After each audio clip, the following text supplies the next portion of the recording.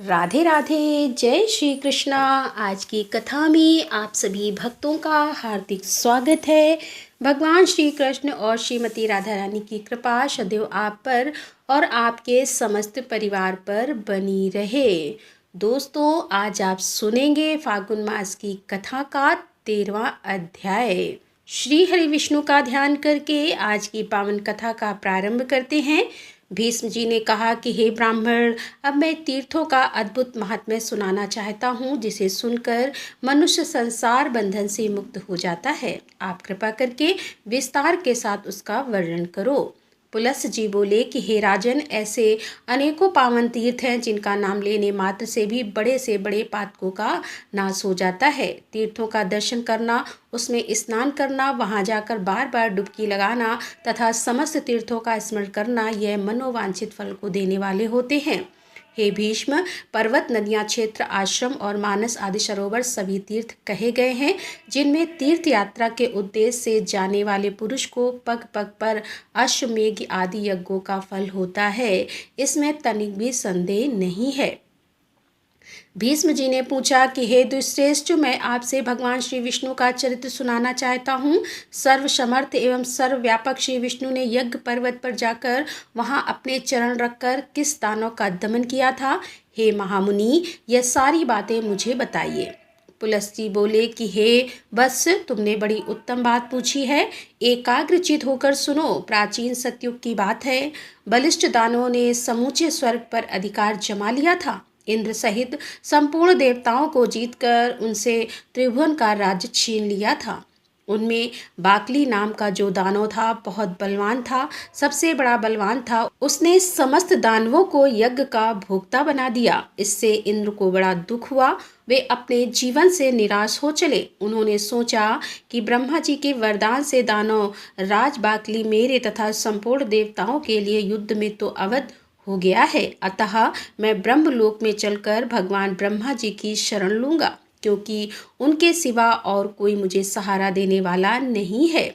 ऐसा विचार कर देवराज इंद्र संपूर्ण देवताओं को साथ लेकर तुरंत उस स्थान पर गए जहां भगवान ब्रह्मा जी विराजमान थे, और वहां जाकर इंद्र बोले कि हे देव, क्या आप हमारी दशा नहीं जानते? अब हमारा जीवन कैसे रहेगा? हे प्रभु, आपके वरदान से दैत्यों ने हमारा सर्वस्व छीन लिया है। मैं दुरात्मा बासकली की समस्त करतूतें आपको पहले ही बता चुका हूँ।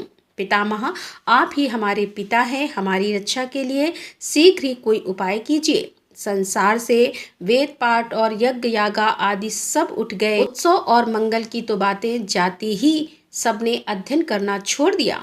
दंड नीति भी उठा दी गई।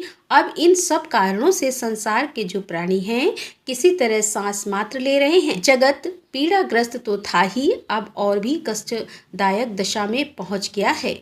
इतने समय में हम लोगों को बड़ी गलानी उठानी पड़ी है। ब्रह्मा जी ने कहा कि हे देवराज, मैं जानता हूँ बाकली बड़ा नीच है और वरदान पाकर घमंड से भर गया है। यद्यपि तुम लोगों के लिए वह अजय है, तथापि मैं समझता हूँ कि भगवान श्री हरि विष्णु उसे अवश्य ठीक कर देंगे।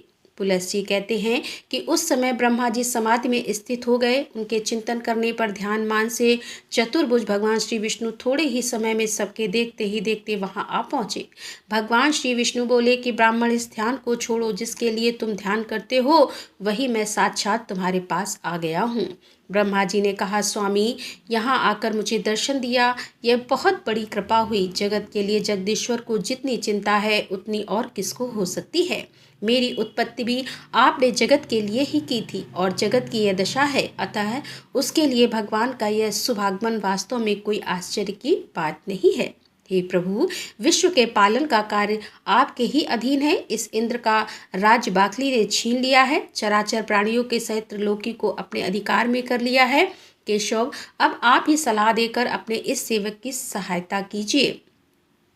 ब्रह्मा जी के इस प्रकार की बातें सुनकर भगवान श्री वासुदेव जी ने कहा कि ब्राह्मण, तुम्हारे वरदान से यह दानव इस समय अवध है, तथापि उसे बुद्धि के द्वारा बंधन में डालकर परास्त किया जा सकता है। मैं दानवों का विनाश करने के लिए वामन रूप धारण करूंगा।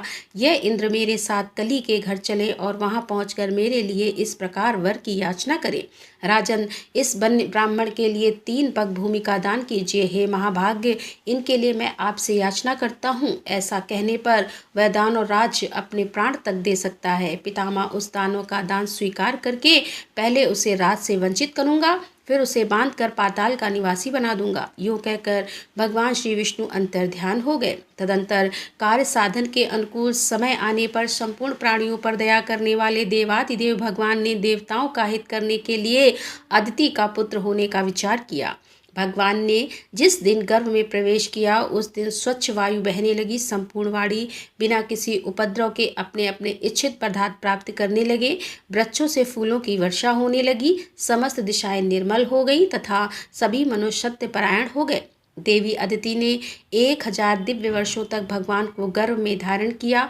इसके बाद वे भूत पावन प्रभु वामन रूप में प्रकट हुए। उनके अवतार लेते ही नदियों का जल स्वच्छ हो गया, वायु सुगंध बिखेरने लगी और उस तेजस्वी पुत्र के प्रकट होने से मैं ऋषि कश्यप को भी बड़ा आनंद हुआ। तीनों लोकों में निवास करने वाले समस्त प्राणियों के मन में अपूर्व उत्साह भर गया और भगवान जनार्दन का प्रादुर्भाव होते ही स्वर्ग लोक में नागर बज उठे और अत्यंत हर्षोल्लास के कारण त्रिलोकी के मोह और दुख नष्ट हो गए। गंधर्व ने अत्यंत उच्च स्वर से संगीत आरंभ किया। कोई ऊंचे स्वर से भगवान की जय जयकार करने लगे, कोई अत्यंत हर्ष में भरकर जोर जोर से गर्जना करते हुए बारंबार भगवान को साधुवाद देने लगे तथा कुछ लोग जन्म, भय, बुढ़ापा और मृत्यु से छुटकारा पाने के लिए उनका ध्यान करने लगे। इस प्रकार यह संपूर्ण जगत सब ओर से अत्यंत प्रसन्न हो उठा। देवता लोग मन ही मन विचार करने लगे कि यह तो साक्षात परमात्मा श्री विष्णु हैं। ब्रह्मा जी के अनुरोध से जगत की रक्षा के लिए इन जगदीश्वर ने यह छोटा सा शरीर धारण किया है। यही ब्रह्मा, यही विष्णु और यही महेश्वर हैं। देवता, यज्ञ और स्वर्ग सब कुछ यही है, इसमें तनिक भी संदेह नहीं है। यह संपूर्ण चराचर जगत भगवान श्री विष्णु से व्याप्त है।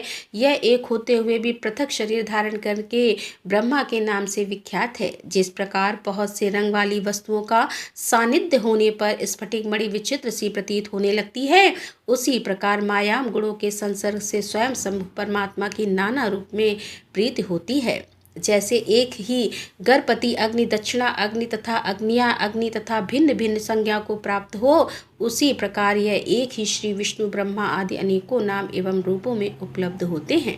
यह भगवान सब तरह से देवताओं का कार्य सिद्ध करेंगे। शुद्ध चित्त वाले देवगण जब इस प्रकार सोच रहे थे, उसी समय भगवान वामन इंद्र के साथ बाकली के घर आए। उन्होंने दूर से ही बाकली की नगरी को देखा, जो परकोटे से घिरी थी। सब प्रकार के रत्नों से सजे हुए ऊंचे ऊंचे सफेद महल, जो आकाचारी प्राणियों के लिए भी अगम्य थे, उस पुरी की शोभा बढ़ा रहे थे। नगर की सड़कें बड़ी ही सुंदर एवं क्रमबद्ध बनाई गई थीं। कोई ऐसा पुष्प नहीं, ऐसी कोई विद्या नहीं, ऐसा कोई शिल्प नहीं था तथा ऐसी कोई कला नहीं जो बाकली की नगर में मौजूद ना रही हो। वहीं रहकर दानव राज बाकली चराचर प्राणियों सहित समस्त लोकी का पालन करता था। वह धर्म का ज्ञाता, कृतज्ञ, सत्यवादी और चितेंद्रिय था। सभी प्राणी बड़ी सुगमता पूर्वक मिल सकते थे। न्याय अन्याय का निर्णय करने में उसकी बुद्धि बड़ी ही कुशल थी। वह ब्राह्मणों का भक्त, शरणागत का रक्षक तथा दीन और अनाथ पर दया करने वाला था। मंत्र शक्ति, प्रभु शक्ति और उत्साह शक्ति, इन तीनों शक्तियों से वह संपन्न था। संधि, विग्रह, यान, आसन, दैत्य भाव और समास, रय, राजनीति के इन 6 गुणों का अवसर के अनुकूल उपयोग करने में उनका सदा उत्साह रहता था।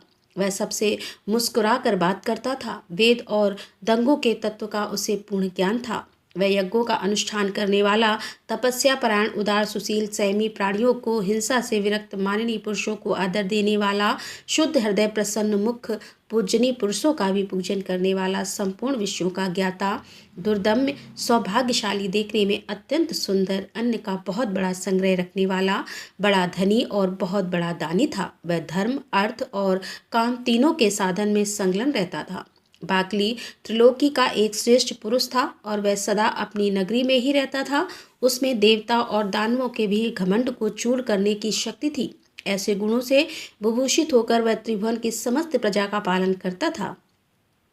उस दानव राज्य के राज्य में कोई भी अधर्म नहीं होने पाता था। उसकी प्रजा में कोई भी ऐसा नहीं था जो दीन, रोगी, अल्पायु, दुखी, मूर्ख, कुरूप, दुर्भाग्यशाली और अपमानित हो। इंद्र को आते देखकर दानवों ने जाकर राजा बाष्कल से कहा, प्रभु, बड़े आश्चर्य की बात है कि आज इंद्र एक बौने ब्राह्मण के साथ अकेले ही आपकी पुरी में आ रहे हैं। इस समय हमारे लिए जो कर्तव्य हो उसे शीघ्र बताइए। उनकी बात सुनकर बाकली ने कहा, दानवों, इस नगर में देवराज को आदर के साथ लेकर आना चाहिए। वे आज हमारे पूजनीय अतिथि हैं। पुलस्त्य कहते हैं कि दानव राज बाकली दानों से ऐसा कहकर फिर स्वयं इंद्र से मिलने के लिए अकेला ही राजमहल से बाहर निकल पड़ा और अपने शोभा संपन्न नगर की 7वीं ड्योढ़ी पर जा पहुंचा। इतने में ही उधर से भगवान वामन और इंद्र भी आ पहुंचे। दानव राज ने बड़े प्रेम से उनकी ओर देखा और प्रणाम करके अपने को कृतार्थ माना। वह हर्ष से भरकर सोचने लगा कि मेरे समान धन्य तो दूसरा कोई है ही नहीं, क्योंकि आज मैं त्रिभुवन की राज्य लक्ष्मी से संपन्न होकर इंद्र को याचक के रूप में अपने घर पर आया देखता हूँ। अब यह मुझको कुछ याचना करेंगे। घर पर आए हुए इंद्र को मैं अपनी स्त्री, पुत्र, महल तथा अपने प्राण भी दे डालूंगा। फिर त्रिलोकी के राज्य की तो बात ही क्या है। यह सोचकर उसने सामने आकर इंद्र को अंक में भरकर बड़े आदर के साथ गले लगाया और अपने राजभवन के भीतर ले जाकर अर्घ्य तथा आचमन आदि से उन दोनों का यत्नपूर्वक पूजन किया। इसके बाद बाकली बोला, इंद्र, आज मैं आपको अपने घर पर स्वयं आया हुआ देखता हूँ। इससे मेरा जन्म तो सफल हो गया, मेरे सभी मनोरथ पूर्ण हो गए। हे प्रभु, मेरे पास आपका किस प्रयोजन से आना हुआ है, मुझे सारी बातें बताइए। आपने यहाँ तक आने का कष्ट उठाया, इसे मैं बड़े आश्चर्य की बात समझता हूँ। इंद्र ने कहा कि बाकली, मैं जानता हूँ दानव वंश के श्रेष्ठ पुरुषों में तुम सबसे प्रधान हो और तुम्हारे घर पर मेरा आना यह तो कोई आश्चर्य की बात नहीं है। तुम्हारे घर पर आए हुए याचक कभी विमुख नहीं लौटते। तुम याचकों के लिए कल्प वृक्ष हो, तुम्हारे समान दाता कोई नहीं है। तुम प्रभा में सूर्य के समान हो, गंभीरता में सागर की समानता करते हो। क्षमाशील के कारण तुम्हारी पृथ्वी के साथ तुलना की जा सकती है। यह ब्राह्मण देवता वामन कश्यप जी के उत्तम कुल में उत्पन्न है। इन्होंने मुझसे 3 पग भूमि के लिए याचना की है, किंतु वाष्कले, मेरा तो त्रिभुवन का राज्य ही तुमने पराक्रम से छीन लिया है। अब मैं निराधार और निर्धन हूँ और इन्हें देने के लिए मेरे पास तो कोई भूमि ही नहीं है। इसीलिए तुमसे याचना करता हूँ कि याचक मैं नहीं, ये हैं। दानवेंद्रों, इस वामन जी को 3 पग भूमि दे दो। बाकली ने कहा, देवेंद्र, आप भले पधारे, आपका कल्याण हो। जरा अपनी ओर तो देखिए, आप ही सबके परम आश्रय हैं। पितामह ब्रह्मा जी त्रिभुवन की रक्षा का भार आपके ऊपर डालकर सुख से बैठे हैं और ध्यान धारण से युक्त होकर परम पद का चिंतन करते हैं।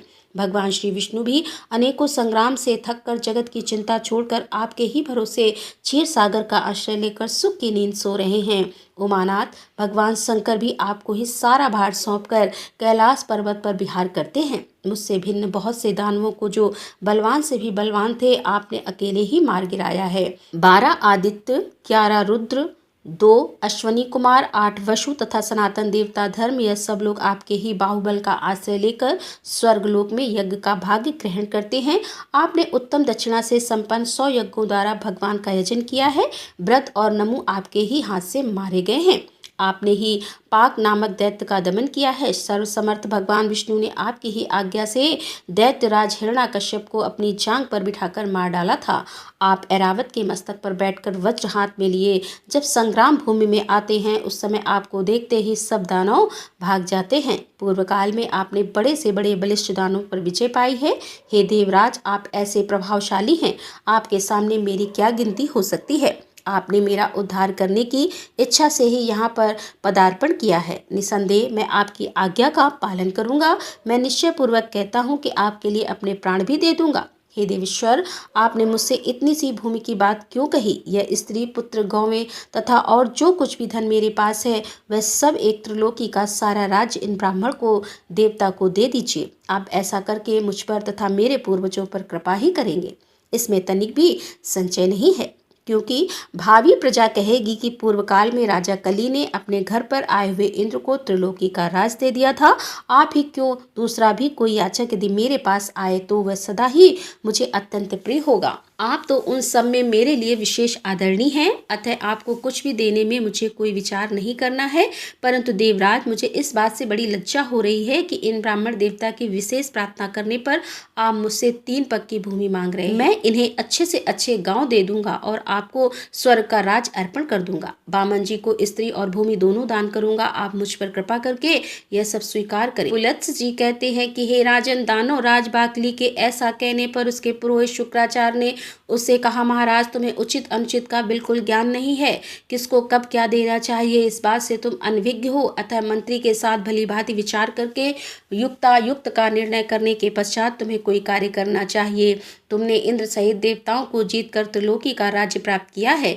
अपने वचन को पूरा करते ही तुम बंधन में पड़ जाओगे। हे राजन, यह जो वामन है, इन्हें साक्षात भगवान विष्णु ही समझो। इनके लिए तुम्हें कुछ भी नहीं देना चाहिए, क्योंकि इन्होंने ही तो पहले तुम्हारे वंश का उच्छाम, इन्होंने माया से दानवों को परास्त किया है और माया से ही इस समय बौने ब्राह्मण का रूप बनाकर तुम्हें दर्शन दिया है। अतः अब बहुत कहने की आवश्यकता नहीं है। इन्हें कुछ ना दो, 3 पग तो बहुत है। मक्खी के पैर के बराबर भी भूमि देना ना स्वीकार करो। यदि मेरी बात नहीं मानोगे तो शीघ्र ही तुम्हारा नाश हो जाएगा। यह मैं तुम्हें सच्ची बात कहता हूँ। तब बाकली ने कहा कि गुरुदेव, मैंने तो धर्म की इच्छा से इन्हें सब कुछ देने की प्रतिज्ञा कर ली है। प्रतिज्ञा का पालन अवश्य करना चाहिए। यह सत्पुरुष का सनातन धर्म है। यदि ये भगवान विष्णु है और मुझसे दान लेकर देवताओं को समृद्धशाली बनाना चाहते हैं, तब तो मेरे समान धन्य दूसरा कोई नहीं होगा। ध्यान परायण योगी निरंतर ध्यान करते रहने पर भी जिनका दर्शन जल्दी नहीं पाते, उन्होंने ही यदि मुझे दर्शन दिया है, तब तो इन देवेश्वर ने मुझे और भी धन्य बना दिया है। जो लोग हाथ में जल और कुश लेकर दान करते हैं, वे भी मेरे दान से सनातन परमात्मा भगवान विष्णु प्रसन्न हो, इस वचन के कहने पर मोक्ष के भागी होते हैं। और इस कार्य को निश्चित रूप से करने के लिए मेरा जो दृढ़ संकल्प हुआ है, उसमें तो आपका उपदेश ही कारण है। बचपन में आपने एक बार उपदेश दिया था, जिसे मैंने अच्छी तरह से अपने हृदय में धारण कर लिया था। वह उपदेश इस प्रकार था, शत्रु भी यदि घर पर आ जाए तो उसके लिए कोई भी वस्तु अदेय नहीं है, उसे कुछ भी देने से इनकार नहीं करना चाहिए। हे गुरुदेव, यही सोचकर मैंने इंद्र के लिए स्वर्ग का राज्य और वामन जी के लिए अपने प्राण तक के दे डालने का निश्चय कर लिया है। अब जिस दान को देने में कुछ भी कष्ट नहीं होता, ऐसा दान तो संसार में सभी लोग देते हैं।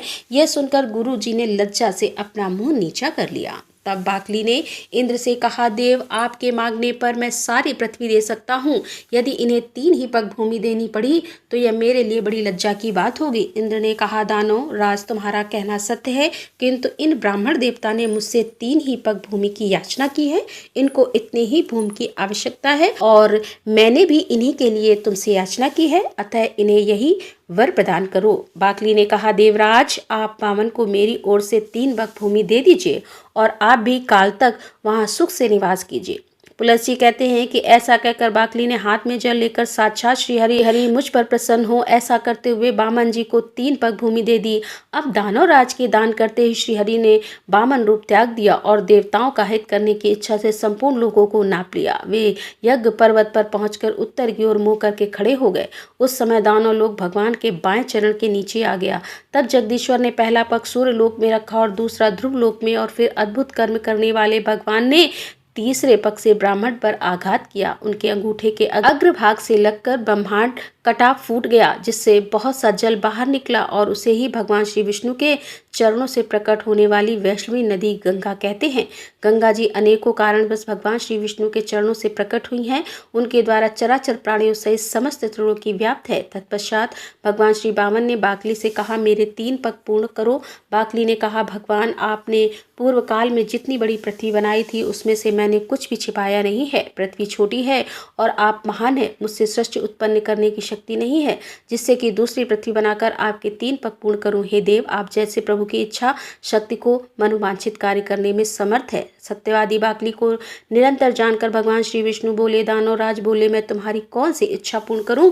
तुम्हारा दिया हुआ संकल्प का जल मेरे हाथ में आया है, इसीलिए तुम वर पाने के योग्य हो। वरदान के उत्तम पात्रों, तुम्हें जिस वस्तु की इच्छा हो मांगो। मैं उसे दूंगा।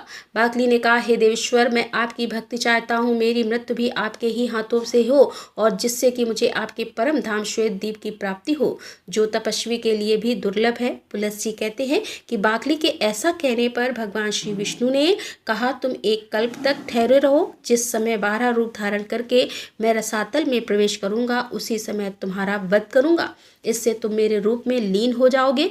भगवान के ऐसे वचन सुनकर वैदानो उनके सामने से चला गया। भगवान भी उसके त्रिलोकी का राज छीनकर अंतर्ध्यान हो गए। भगवान भी उससे त्रिलोकी का राज छीनकर अंतर्ध्यान हो गए। बाकली पाताल लोक का निवासी होकर सुखपूर्वक रहने लगा। बुद्धिमान इंद्र तीनों लोकों का पालन करने लगे। यह जगतगुरु भगवान श्री विष्णु के वामन अवतार का वर्णन है। इसमें श्री गंगा जी के प्रादुर्भाव की कथा भी आ गई है। यह प्रसंग सब पापों का नाश करने वाला है। यह मैंने विष्णु जी के 3 पंगोन डलिया की यात्रा करता है, उसे अश्वमेध यज्ञ का फल मिलता है और वह सब पापों से मुक्त होकर मृत्यु के पश्चात श्री विष्णु के धाम में चला जाता है। राधे राधे, जय श्री कृष्णा। आज की कथा का यहीं पर समापन करती हूँ। उम्मीद करती हूँ कि यह कथा आपको जरूर पसंद आई हो। तो अगर आपको कथा अच्छी लगी हो तो वीडियो को लाइक किए बिना बिल्कुल नहीं जाना और कमेंट बॉक्स में राधे राधे तो जरूर लिखना। तो दोस्तों, मिलते हैं इसके आगे का अध्याय लेकर। तब तक के लिए राधे राधे, जय श्री कृष्णा, हर हर महादेव, जय भोले।